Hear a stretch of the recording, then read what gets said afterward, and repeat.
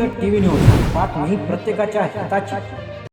मुंबईच्या आझाद मैदानात गेले काही दिवस मनोज जरांगे यांनी सुरू केलेलं आमरण उपोषण अखेर संपुष्टात आलं आहे.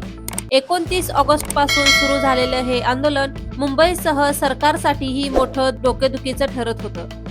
मंत्री राधाकृष्ण विखे पाटील आणि मंत्री शिवेंद्रराजे भोसले यांच्या हस्ते उद्योग मंत्री उदय सामंत यांच्या उपस्थितीत मनोज जरांगे यांनी लिंबू पाणी घेऊन उपोषण सोडलं. याआधी मंत्रिमंडळ उपसमितीचे अध्यक्ष राधाकृष्ण विखे पाटील यांनी मुख्यमंत्री देवेंद्र फडणवीस, उपमुख्यमंत्री एकनाथ शिंदे आणि अजित पवार यांच्याशी सविस्तर चर्चा करून मराठा समाजाच्या मागण्यांवर निर्णय घेतला होता. त्याच निर्णयाचा मसुदा घेऊन उपसमिती थेट आझाद मैदानात पोहोचली. चर्चेत उद्योग मंत्री उदय सामंत, सार्वजनिक बांधकाम मंत्री शिवेंद्रराजे भोसले, ग्रामविकास मंत्री जयकुमार गोरे, क्रीडा मंत्री माणिकराव कोकाटे आणि परिवहन मंत्री प्रताप सरनाईक हे देखील सहभागी होते. आंदोलक आणि मंत्र्यांमधील चर्चेनंतर शेवटी तोडगा निघाला. या चर्चेत जरांगे यांनी हैदराबाद गॅझेटियरचा GR हाती घेत उपोषण सोडले.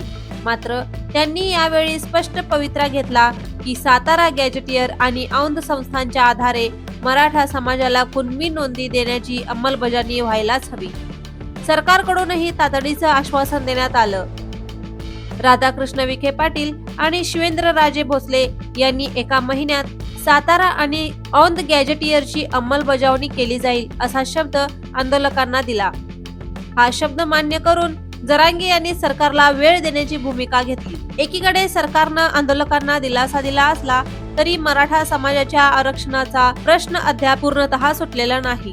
आता खऱ्या अर्थाने पुढील महिनाभरात सरकार किती जलद पाऊल उचलतं याकडे सगळ्यांचं लक्ष लागलं आहे.